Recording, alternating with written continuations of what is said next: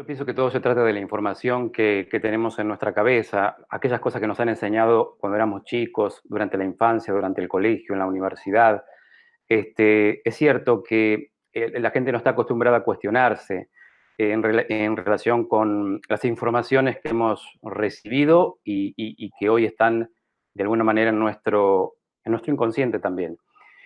Y claro, yo pienso que cambia la vida de uno cuando empezamos a tomar conciencia qué significa observar, digamos, con nuestra conciencia otro nivel de información. Y esto es un poco lo que va pasando en estos tiempos, pienso yo, de acuerdo a lo que yo observo, ¿no es cierto? De acuerdo a mi experiencia. Yo me encuentro con mucha gente que hoy está cuestionándose a sí misma sobre todas las cosas en relación con estos nuevos paradigmas. Me refiero a nuevo paradigma, a estos nuevos conceptos en relación con el ambiente en que vivimos, por ejemplo. Yo pienso que todo se trata de la información que vamos recibiendo hoy por hoy, incluso hoy el Internet, las redes sociales, nos da la posibilidad de poder investigar y poder explorar esto antes no ocurría. Cualquier persona hoy tiene a disposición la información que a veces es bastante deliberada en algunos casos, la información que vamos recibiendo. Y bueno, algunas informaciones causan impacto, ¿no es cierto? Algunas informaciones causan como un shock en muchas personas, como por ejemplo estas creencias o percepciones en relación, por ejemplo, al ambiente donde vivimos, ¿no? Vivimos realmente en una tierra esférica, por ejemplo, en una tierra que gira, en un sistema solar. ¿Vivimos realmente en ese mundo? ¿Esto ocurre realmente o simplemente fue una mentira? Entonces, claro, este tipo de situaciones que estoy planteando ahora tiene que ver con lo que está pasando ahora en el mundo de las comunicaciones. Entonces, claro, causa muchas veces en ciertas personas una cierta disonancia cognitiva, sobre todas las cosas en la masa crítica, cuando estamos, digamos, confrontados a, a este tipo de percepciones, ¿no? Estas percepciones o nuevas percepciones que cambian absolutamente nuestro nivel de creencias, nuestra estructura de pensamiento. Entonces, claro, causa estrés, causa impacto, causa movilizaciones internas, como por ejemplo el tema de la Tierra plana que voy a exponer en la Expo Vida Consciente 2019.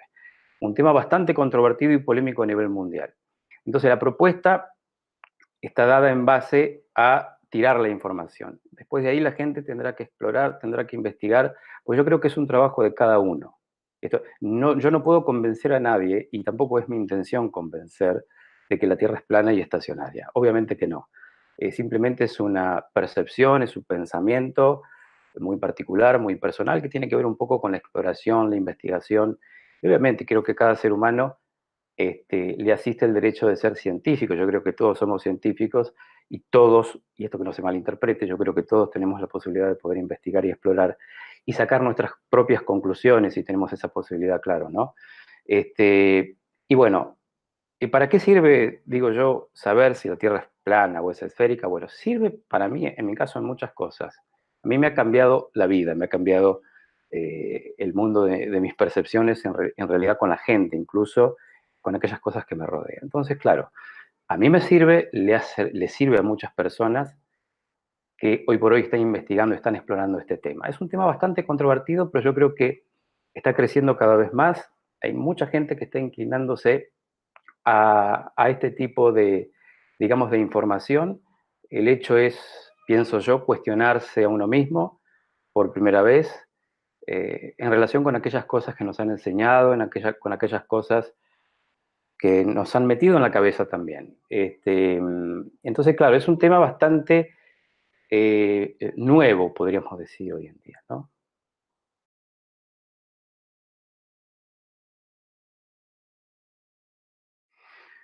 Yo pienso que es una interpretación de cada persona. Eh, Hablar de la Tierra plana yo no creo que sea volver el tiempo atrás como muchos creen.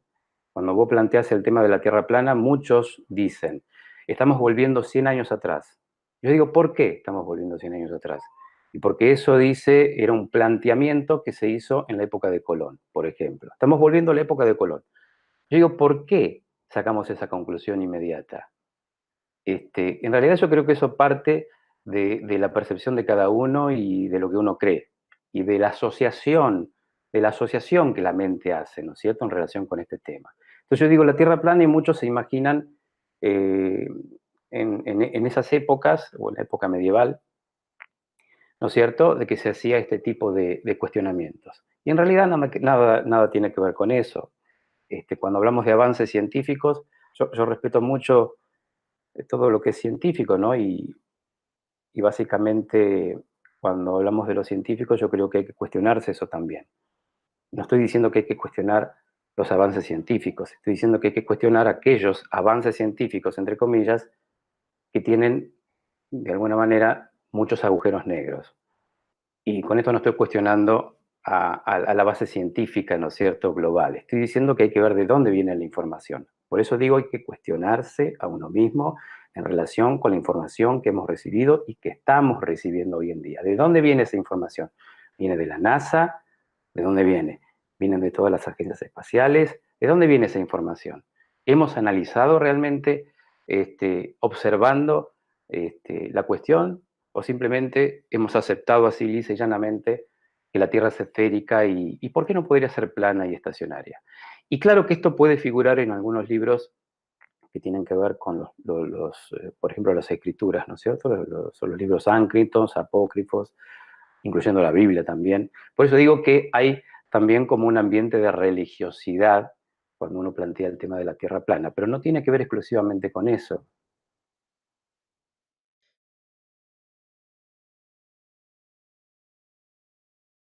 Bueno, la descodificación biológica es el desciframiento de la ejecución de un programa genético, podríamos decir, por parte de una célula.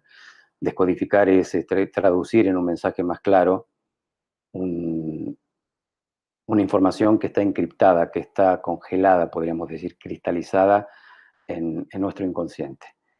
Eh, Descodificar es encontrar esa información, ese lenguaje interno, real, aquel lenguaje, aquellas palabras que no pudimos expresar en un momento de estrés, aquellas cosas que obviamente no podemos decir, no podemos gritar.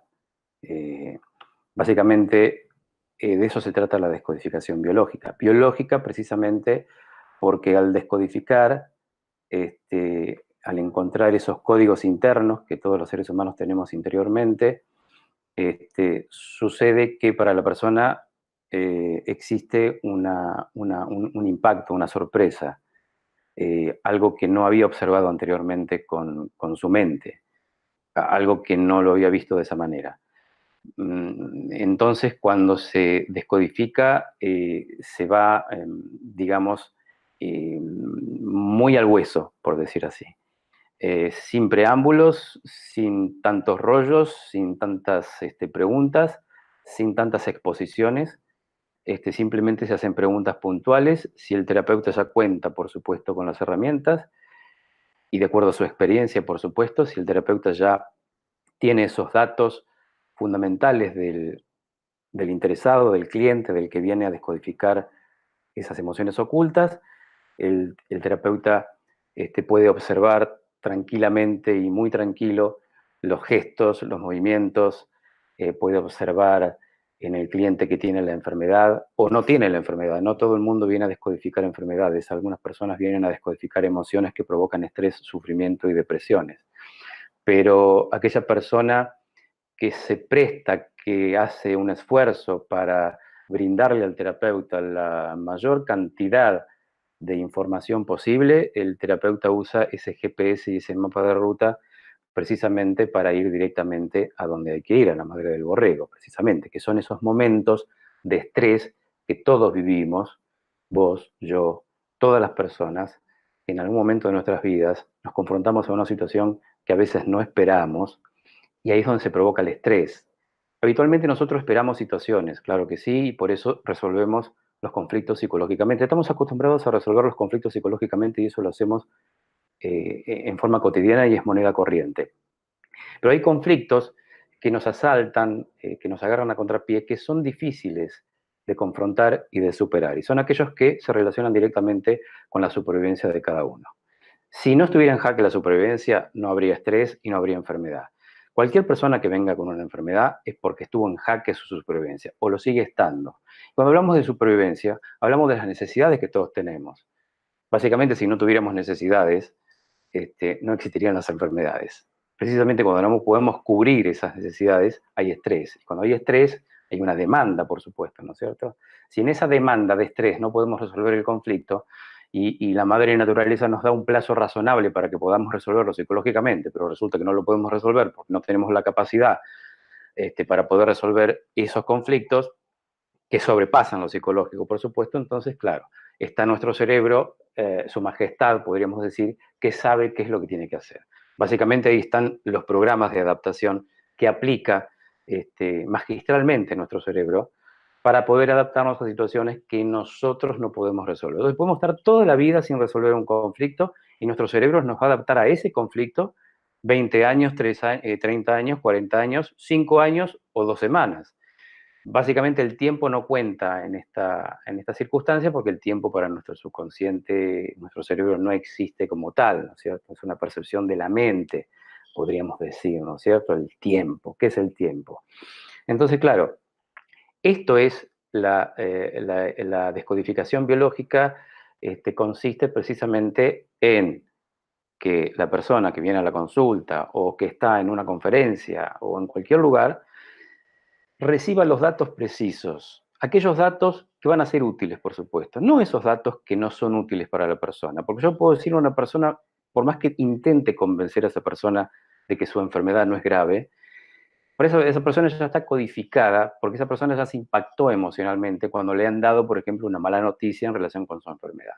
Entonces, claro, eso también es, digamos, una codificación. Entonces, por eso digo que cuando descubrimos, cuando la persona se da cuenta que esa enfermedad se relaciona directamente con un lenguaje interno, con una cosa no dicha, con una cosa no expresada, cuando la persona hace por primera vez la relación de su enfermedad, que puede ser cualquier tipo de enfermedad, cuando hace por primera vez esa relación de la enfermedad con esa cosa no dicha y no expresada, con ese momento de estrés que vivió en su vida, que es un momento clave en el tiempo, ¿no es cierto? No son la suma de todos los conflictos de la vida que provocan las enfermedades, según mi experiencia, claro, sino que son exactamente esos momentos puntuales que todos hemos tenido en la vida, ¿no es cierto? Entonces, si no hemos superado un conflicto a la edad de 7 años y nos hemos estresado y le hemos pasado muy mal, pero no pudimos hasta ahora decir esa cosa que nos han, vamos a suponer, por ejemplo, una violación, un abuso, una ruina, lo que sea.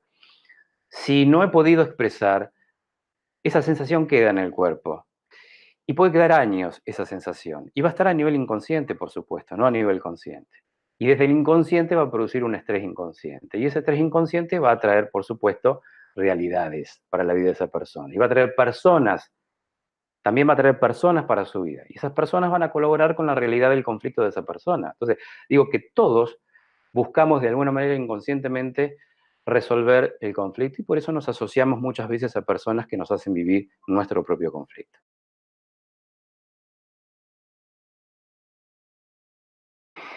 No siempre hay un conflicto emocional, puede haber un conflicto de estrés físico. Yo me puedo estresar físicamente, de pronto salgo a correr 10 kilómetros y no estoy acostumbrado a correr porque quiero bajar mi panza, y de pronto salgo con la lengua afuera, me agito, estoy provocándole a mi cuerpo un estrés físico innecesario.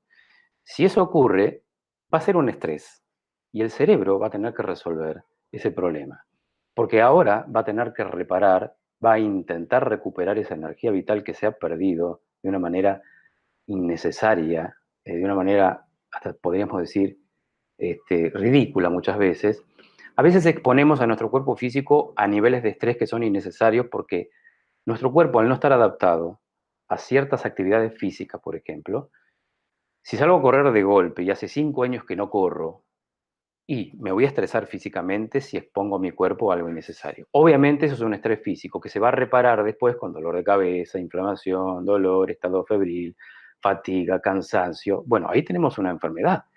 La diferencia es que la persona que se estresa físicamente y que después le duele la cabeza, que tiene vómitos, que tiene mucha fiebre, la persona sabe que esos síntomas se relacionan directamente con esa actividad física que hizo.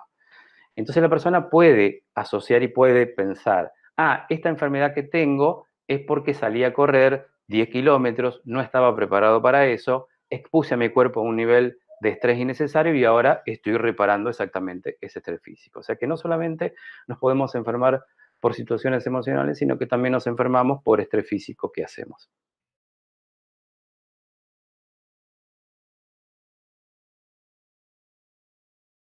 Bueno, buscándolo, confrontando a la persona con la verdad de ella misma, haciéndole preguntas puntuales, haciéndole preguntas que nadie le haría, ni incluso esa persona no le ha dicho ni a su propio psicólogo, ni a su propio marido, ni a su propia mujer, ni a sus propios hijos, ni a sus propios amigos, no le ha dicho esa cosa íntima, esa cosa que no se dice, que no se habla, que no se expresa, porque se trata de la intimidad muchas veces de las personas.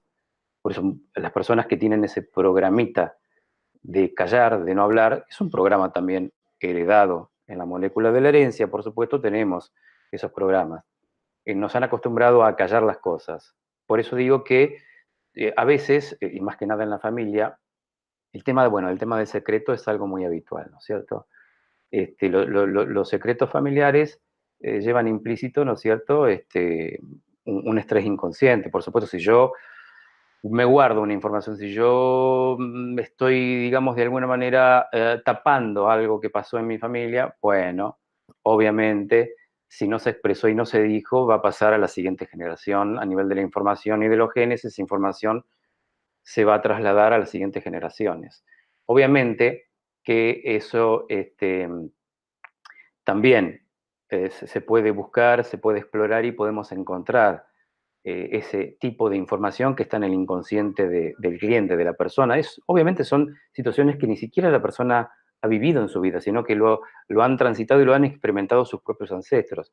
Pero básicamente, lo que buscamos siempre, en el 80% de los casos, es el, el conflicto de la persona de su propia vida, es decir, la historia de la propia vida de la persona. Sin ir más lejos, generalmente siempre las enfermedades tienen que ver exactamente con los conflictos de la vida de esa persona.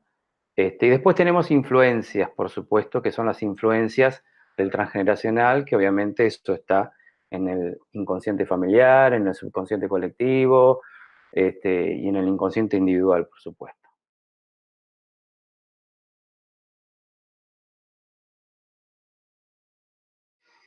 Cuando damos con la clave, nos damos cuenta, primero porque la persona se impacta emocionalmente, se emociona involuntariamente. La persona no hace ningún esfuerzo para emocionarse.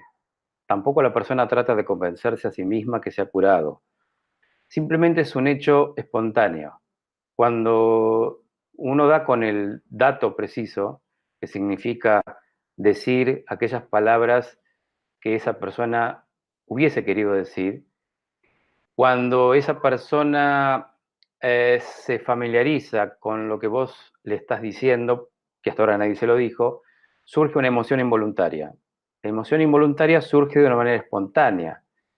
La persona puede estar muy cerrada en el momento de la consulta, pero, y de hecho eso pasa en las conferencias también que hago con las descodificaciones en vivo, a veces pareciera que no vamos a encontrar nunca el conflicto.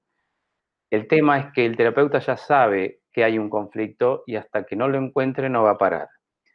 Obviamente tiene que haber un plus y un valor agregado, por supuesto, ¿no es cierto? Porque el terapeuta puede cargar con el mismo conflicto que el cliente, por supuesto, ¿no? Y eso puede bloquearte. En este caso, si damos exactamente con el origen, que sería en este caso el programa, el origen sería la instalación de ese programa. Básicamente, cuando se instala un programa, no hay enfermedad. Para que haya una enfermedad, tiene que desencadenarse ese programa. Quiere decir que si yo estoy con una computadora, para hacer un ejemplo práctico, vamos a suponer el cerebro es una supercomputadora, podríamos decir, con un lector de disco, ¿verdad? De pronto, si yo agarro el mouse y le hago un clic a mi computadora, al teclado, o hago un clic desde mi mouse, desde el ratón, voy a abrir un programa. Yo puedo ingresar esos datos a través del mouse o a través del teclado. A nuestro cerebro no le importa de dónde viene el dato. Significa que si estoy abriendo el programa, es que estoy básicamente abriendo un programa de adaptación. ¿Cómo lo abro? Con otro conflicto de estrés. Básicamente, el estrés programante es aquella cosa que se instala por primera vez, que sería el origen. Ese es el origen del programa. El origen del programa está ahí, todos lo tenemos. Se puede haber instalado en la infancia, se puede haber instalado en la adolescencia, se puede haber instalado en algún momento de la vida por primera vez, una cosa impensada para la persona que no esperaba. Puede ser un acontecimiento cualquiera, ¿no es cierto? Puede ser una separación afectiva inesperada, una gran ofensa inesperada, un insulto inesperado, un diagnóstico médico fatal inesperado también, una pérdida económica inesperada también puede suceder, o una chanchada o una traición inesperada también. Cualquier tipo de acontecimiento que pueda suceder en la vida de esa persona sucede y por primera vez y puede instalar un software, un programa.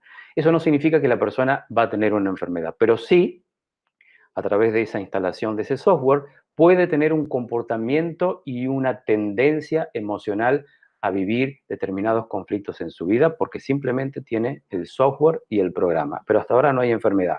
Si vuelve a experimentar el mismo estrés, la misma vivencia, y vuelve a vivir, digamos, otra vez el mismo acontecimiento, puede que desencadene el programa finalmente de adaptación y ahí sí va a aparecer una enfermedad.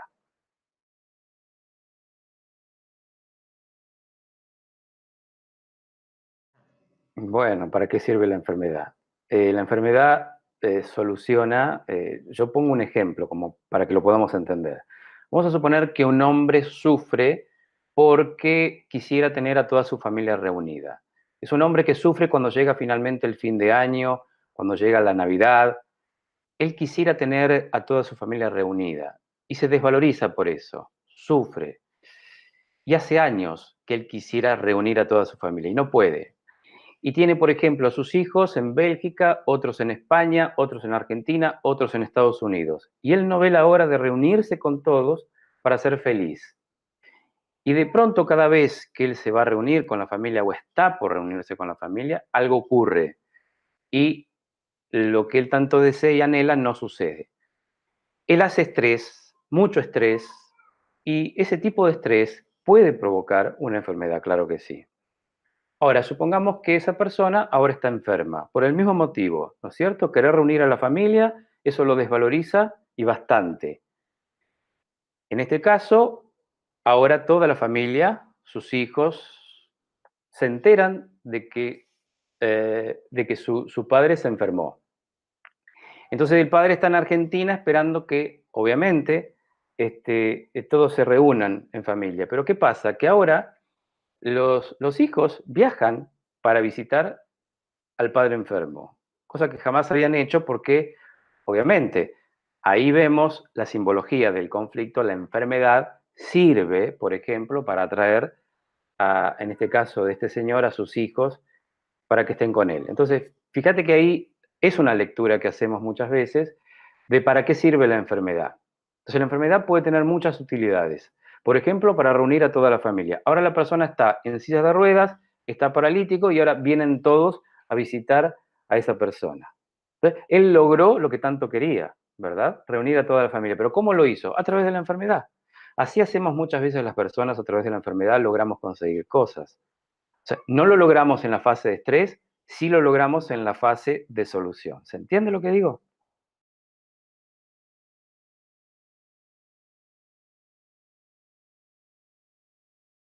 Bueno, precisamente es cuando se reúnen dos pensamientos que son conflictivos para la persona, como por ejemplo el hecho de saber que la Tierra es esférica, que gira y que hay un sistema solar y que existe un espacio exterior, y a la vez otro pensamiento, ¿no es cierto?, que está inclinado a que la Tierra es plana, es estacionaria, no se mueve, el Sol y la Luna giran alrededor del planeta, bueno, yo dije planeta, pero la palabra planeta ¿Qué significa la palabra planeta? Etimológicamente, si uno busca el origen de la palabra planeta, lo que significa la palabra planeta es estrella errante, para cualquier persona que quiera buscar.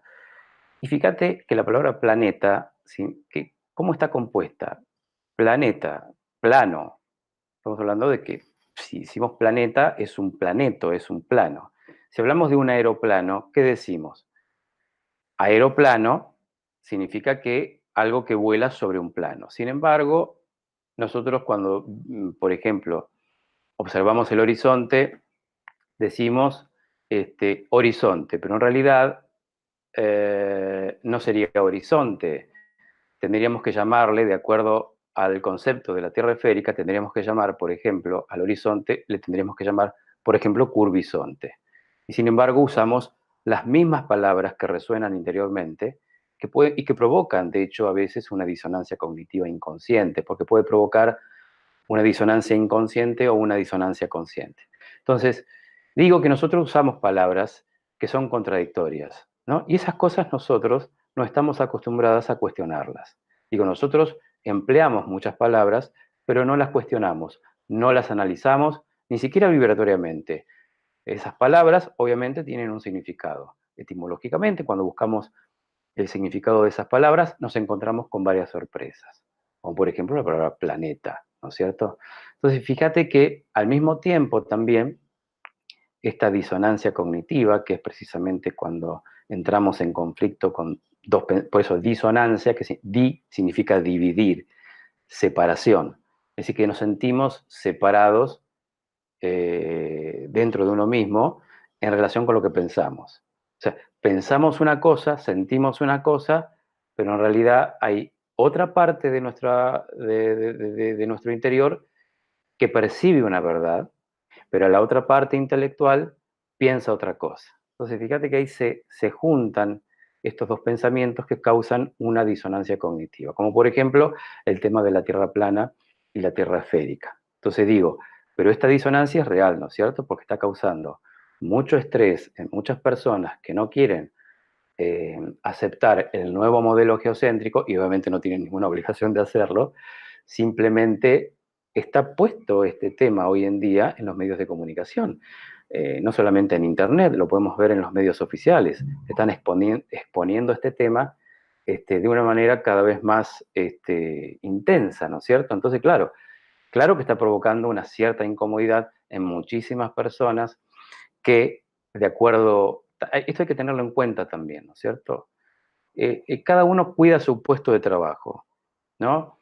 Y a veces eso es muy fuerte. Hablábamos de la supervivencia, ¿no? Cuando está en jaque la propia supervivencia de cada persona.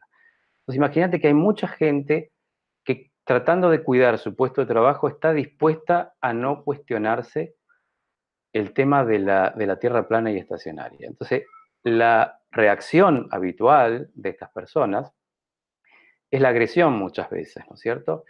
Y eso pasa también con la disonancia cognitiva. Puede causar un cierto estrés en la masa colectiva y ese porcentaje de masa colectiva podría no estar de acuerdo con este concepto geocéntrico de la Tierra plana, pero no solamente que no es no estar de acuerdo únicamente, sino que es agregarle a ese no acuerdo, ¿no es cierto? Por ejemplo, agresión, reacciones, que lo podemos ver claramente en todas las redes.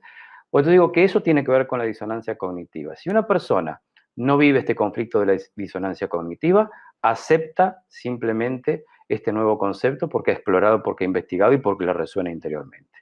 Fíjate que yo no estoy tratando de convencer a nadie, que no se malentienda esto del tema de la Tierra plana. No estoy diciendo nada del otro mundo, es algo que hoy cualquier persona lo puede plantear y de hecho está lleno Internet y YouTube, gente que hace millones de videos, ingenieros.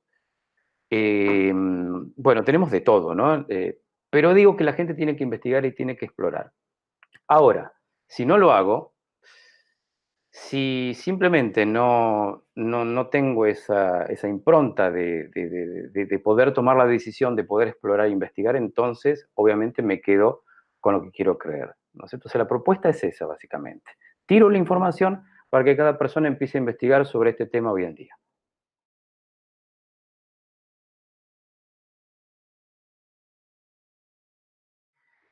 Bueno, yo pienso que uno puede alinearse con aquellas cosas que uno cree, porque en realidad yo creo que si uno intenta alinearse a uno mismo en relación con las creencias, yo puedo creer algo y mañana puedo no creer en lo que estoy creyendo ahora. Y me asiste totalmente el derecho. Si yo antes pensaba algo, pues ahora pienso otra cosa. Y eso es algo natural, eso es algo sano, podríamos decir, ¿no es cierto? Para cada persona que realmente tiene una conciencia. Entonces, básicamente yo creo que alinearse a uno mismo significa, primero, para mí, ¿verdad? Esto tiene que ver con mi percepción, por supuesto. Primero, cuestionarse aquellas cosas que nos han enseñado, animarse a cuestionar. Muchas personas no se animan a cuestionar este tema. Segundo, también tomar conciencia y observar que bien podríamos estar enajenados de nuestra conciencia. Y al estar enajenados de nuestra conciencia, no podemos apelar al sentido común de las cosas. ¿El sentido común cuál sería? Por ejemplo, observar el ambiente en donde vivo. Ponerme a observar realmente cómo hace el sol, si sale, si es que el sol gira o la luna también lo hace. Digo, apelar a los sentidos comunes, que significa observar con mis propios ojos, con mis propios sentidos, por ejemplo, el contexto en donde vivo, el ambiente en donde vivo. Eso sería, por ejemplo, un, un ejercicio que podríamos hacer los seres humanos. Más que creer en lo que te dicen, observar desde tu propia experiencia y apelar sobre todas las cosas a tus sentidos comunes. No, no, digo, nos han enseñado a no confiar en nuestros sentidos comunes. Y es por eso que al no confiar en nosotros mismos, en nuestros sentidos comunes, somos presa muchas veces de ciertos predadores de la información.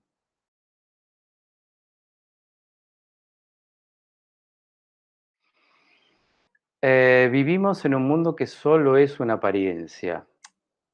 Es una pregunta demasiado abierta. Eh, yo pienso que cada persona crea su propia realidad.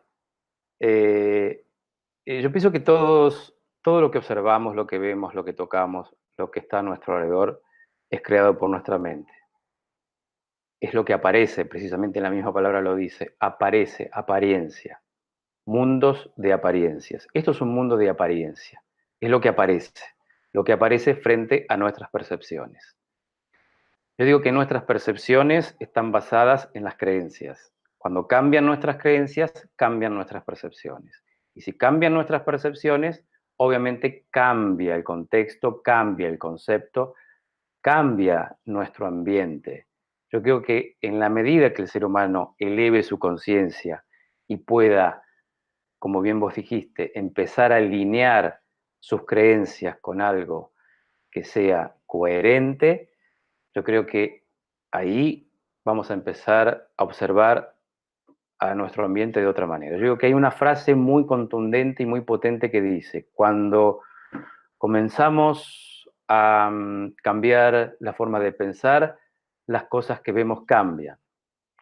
Yo creo que tiene que ver un poco con eso. Si comenzamos a cambiar la forma de pensar, no por el hecho de sentirse obligado a hacerlo, o porque nos dicen o porque nos digan, sino precisamente por el hecho de experimentar, por el hecho de vivenciar uno mismo, por el hecho de observar uno mismo, por el hecho de animarse por primera vez a plantearse, a cuestionarse aquellas cosas que percibimos, porque muchas de las cosas que percibimos no son ciertas. Y otras o varias cosas que sí percibimos, sí pueden ser una realidad. Entonces yo digo que la verdad puede existir o bien podría no existir. El tiempo puede existir o bien podría no existir.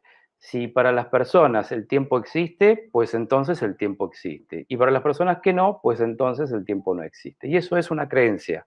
Si yo me muero y me voy por un túnel o una puerta o un puente de luz y veo que me voy hacia el camino de la luz, bien podría eso ser una creencia y puede estar basada en una percepción y puede estar basada en las experiencias de la información que está en mi mente. Y obviamente se me puede aparecer una puerta, un puente, un túnel, Digo, ¿qué es lo que les pasa a muchas personas cuando experimentan, por ejemplo, cuando viven esas experiencias post-mortem, ¿no? Entonces yo digo que cada uno tiene, digamos, en su haber las experiencias de las informaciones de aquellas cosas que están dentro nuestro, y yo creo que eso determina prácticamente la forma en que vemos las cosas.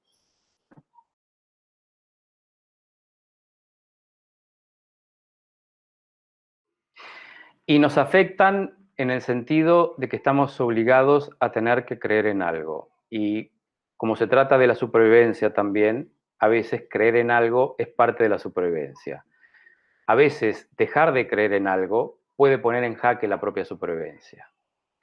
Entonces, si yo creo, por ejemplo, y me es de utilidad pensar, creer o sentir o percibir que estamos en un mundo y que hay millones de galaxias, millones de planetas.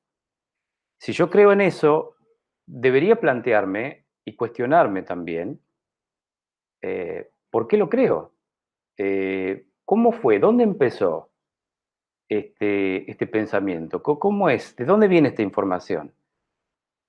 Yo digo que a veces el ser humano se encuentra enajenado de su propia conciencia y eso ocurre habitualmente, ¿verdad? El tema es que puede causar estrés si no hay una conciencia. Si no hay una conciencia, no causa estrés. Pero si hay una conciencia y hay un cuestionamiento y hay una conciencia sobre que eso que creo podría bien no ser cierto, pues entonces, obviamente, ahí sí que podemos darnos cuenta de que podemos estar enajenados de nuestra conciencia. No es fácil darse cuenta que uno está enajenado de la conciencia, porque uno está precisamente en un mundo de apariencias, uno está en una realidad, podríamos decir, que es creada por uno mismo. Entonces, es difícil, claro que sí. ¿Cómo uno se da cuenta que está enajenado de la conciencia? Es difícil. Entonces yo creo que es una pregunta bastante abierta y bastante contundente, podríamos decir, ¿no es cierto?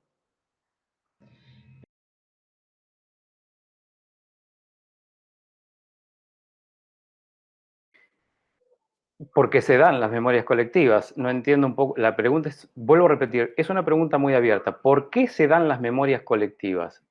Bueno, ¿por qué se dan las memorias colectivas? Supongo, percibo, siento o creo que tiene una utilidad. Yo creo que las memorias existen porque son puntos de referencia.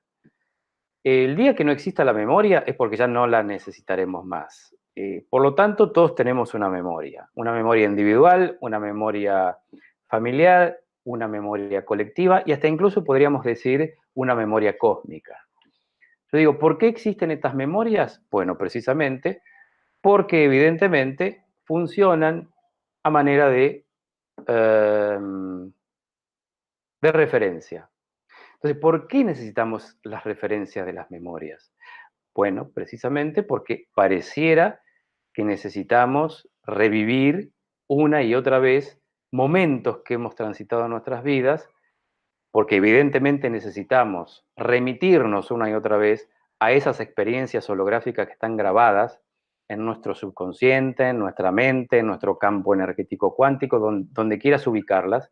Son memorias que tienen información y esas informaciones son informaciones holográmicas. Es decir, cuando decimos holograma o algo holográfico, tiene que ver obviamente con imagen, sonido, textura, olor, es decir, todo eso es una experiencia que evidentemente está grabada y que obviamente necesitamos hoy en día como un punto de referencia. ¿Por qué existen las memorias? Porque necesitamos las referencias. Evidentemente, el ser humano necesita referenciar esas memorias porque, en definitiva, a veces cuando necesitamos resolver conflictos o necesitamos resarcirnos, por ejemplo, de aquellas cosas que hemos hecho en nuestra vida y que nos sentimos culpables o necesitamos perdonarnos o perdonar a alguien. Bueno, evidentemente necesitamos usar esos recursos de las memorias. Imagínate si no tuviéramos una memoria, ¿qué es lo que pasaría? ¿En qué estado de conciencia estaría el ser humano? ¿En qué dimensión viviríamos?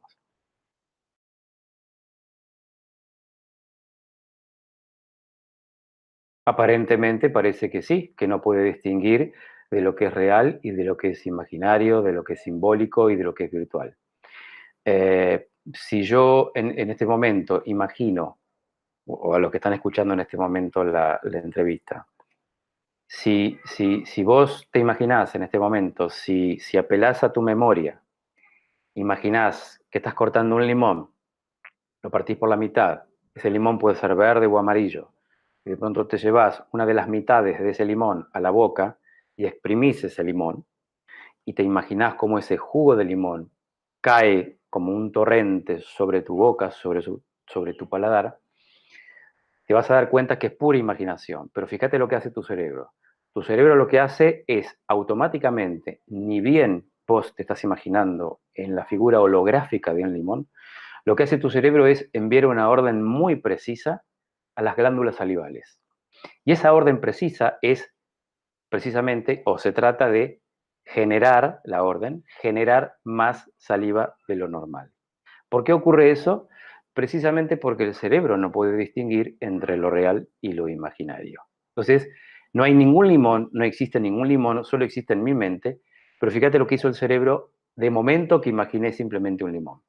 El cerebro no va a mandar una orden al riñón, no va a mandar una orden al estómago, ni tampoco a ningún otro órgano, ni a las tiroides tampoco. Va a mandar una orden precisa a las glándulas salivales, porque las glándulas salivales tiene, obviamente, una función, que es segregar saliva. Si la parte holográfica, si el holograma es un limón, pues entonces el cerebro sabe, de acuerdo a esas memorias y de acuerdo a las experiencias que yo he tenido con un limón, entiende nuestro cerebro que cuando usa esos recursos holográficos, lo que hace el cerebro simplemente es usar ese recurso holográfico de esas experiencias que yo ya había vivido con un limón y simplemente lo que hace ante la imaginación, ante la impronta imaginación de un limón, es automáticamente no dudar en segregar más saliva de lo normal. Al cerebro no le importa si hay un limón o no hay un limón en realidad.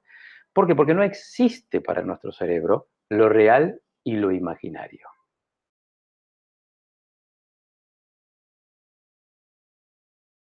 Bueno, yo creo que los engramas se activan inconscientemente a través de las sincronicidades.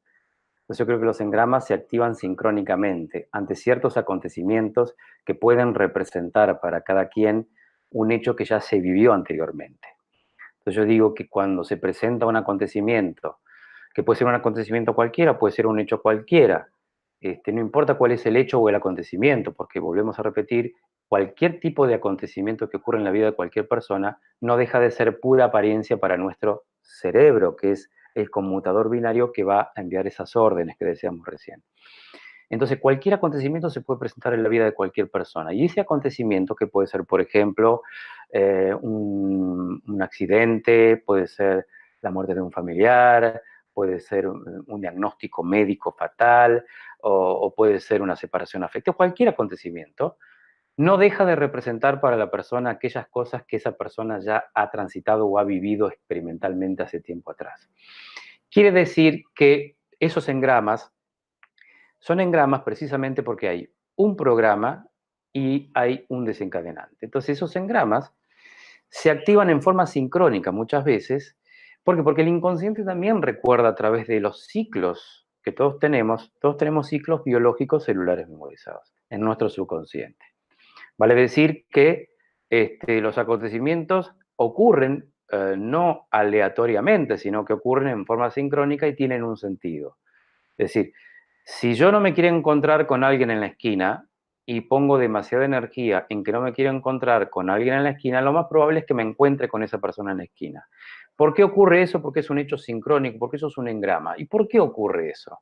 Precisamente porque nuestro subconsciente, a través de nuestro cerebro, pero principalmente nuestro cerebro, no soporta el estrés. Y como es un estrés recurrente, el miedo a que aparezca el cuco en la esquina, ¿cómo se soluciona el estrés del miedo al cuco en la esquina? Se soluciona con el cuco. Entonces, mientras aparezca el cuco, yo bajo el estrés. Entonces, antes de que aparezca el cuco, hay estrés, hay niveles hormonales de estrés que pueden poner en peligro la vida de cualquier persona. Eso es lo que hace el cerebro cuando sabe que hay algo que está en peligro, precisamente porque el estrés es un peligro para nuestro cerebro, porque para el cerebro es morir por inadvertencia el hecho de llegar a ciertos niveles de paroxismo del estrés. Muchas veces, cuando una persona le tiene demasiado miedo al cuco, finalmente el subconsciente, a través de esos engramas, le hace aparecer el cuco para bajar los niveles de estrés. Y así vivimos la vida en todos los acontecimientos, a donde principalmente ponemos demasiada energía en aquellas cosas que no queremos que pase.